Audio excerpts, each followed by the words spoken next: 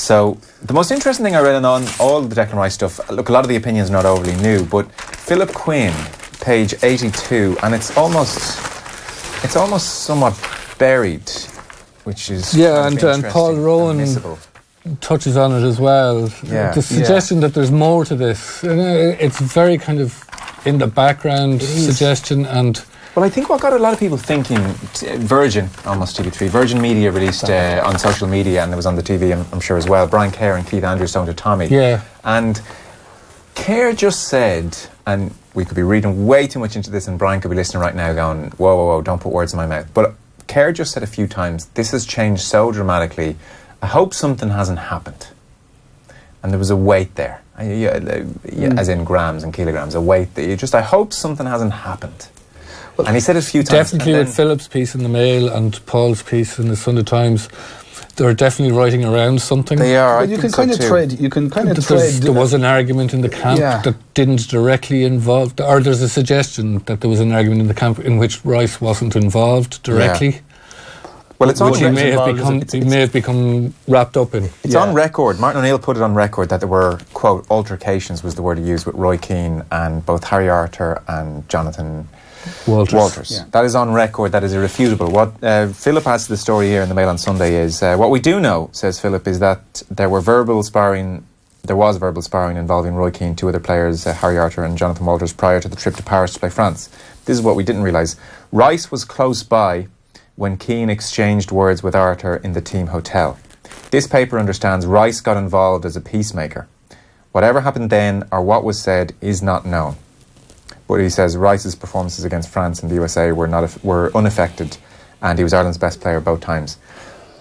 I mean, how does Roy Keane react to a peacemaker getting involved might be a question. Now, there could be nothing in this, and after the USA game, Rice still talked about how delighted he was with the whole setup, so we could be making too much of this. It depends who's talking to. It depends how these things are being framed for him by other people, like, you know what I mean? I mean, it could well be that, and again, this is such ridiculous speculation. You know, I mean, but anyway, like, you know, it could be that someone said, well, look, here's your choice, Declan. You know, I mean, you can go into the apparent calm of the England camp if you get to that level, or you can go back to what looks like a fairly volatile situation. I mean, do you want to be a peacemaker at 19 years of age in the middle of this thing? You know, who knows? Yeah. Who knows? I mean, we were saying outside, like, I mean, you know, look, it's money and identity here are getting mixed up together. When money and identity become confused, it's a tricky one.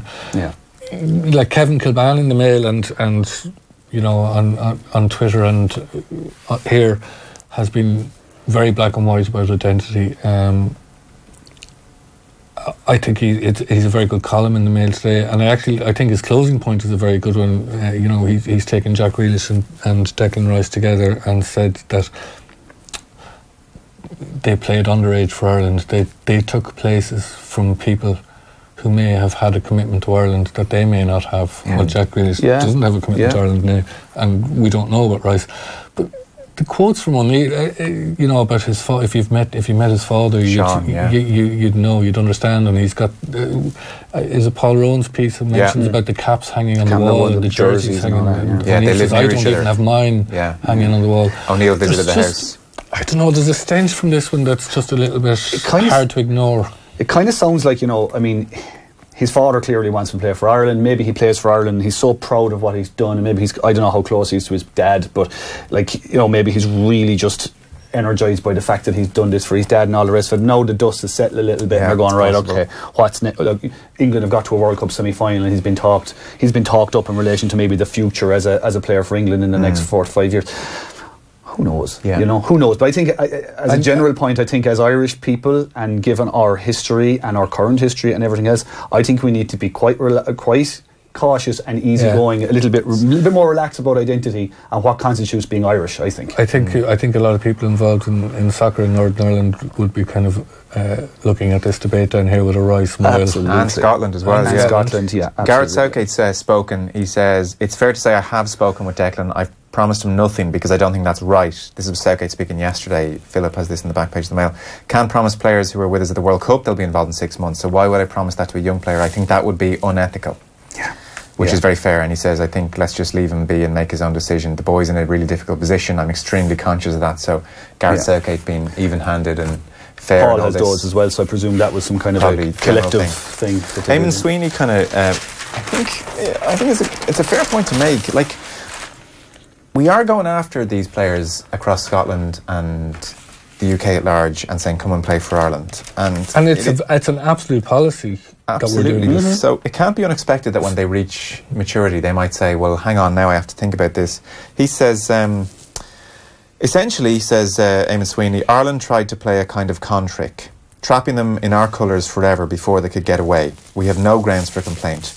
The problem with our dependence on players with Irish grandparents, and he says in brackets, and how tenuous a link is that when you think of it, is that it functions as a kind of get-out clause that prevents the FAI from fully concentrating on the development of homegrown talent. And he says one reason for the ferocity of the reaction to Grealish and Rice's supposed treachery is that Irish fans know deep down that most of the English-born players who declare for us do so because they're not good enough to win an English cap.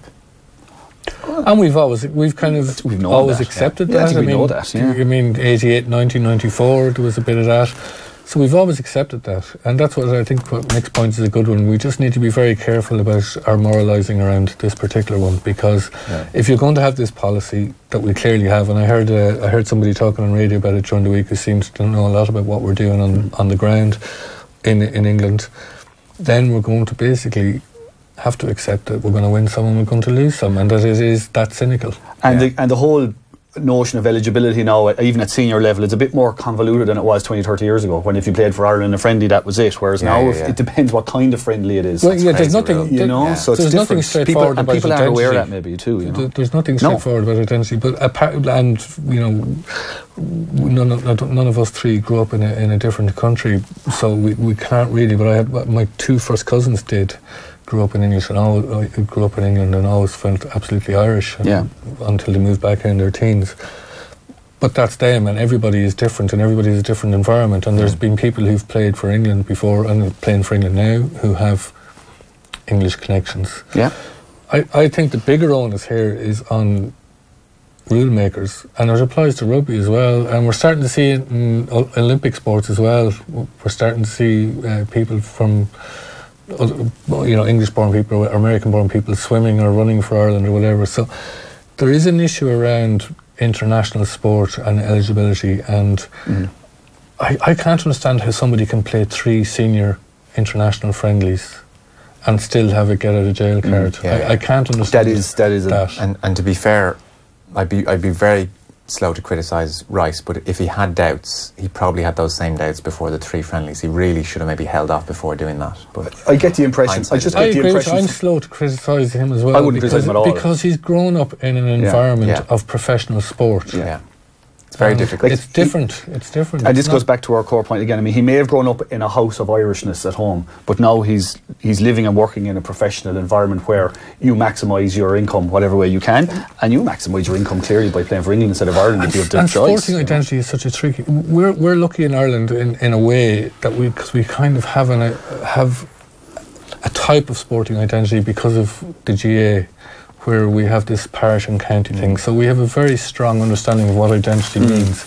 And we sometimes take that and impose that in other cultures where identity isn't quite the same thing. It's perceived differently. The idea that you have one club for life or one county for life. I mean, on a practical level, and it's kind of echoed in all the pieces about Rice, is that the FAI need to look at their youth structures and, in terms of how and where and in what way are they. But we also have to accept that if we want to have a successful international team in a lot of sports, there's going to have to be an element of looking at the Irish diaspora to bolster that we're not going to produce enough here across a multitude of sports. No, it certainly seems that way.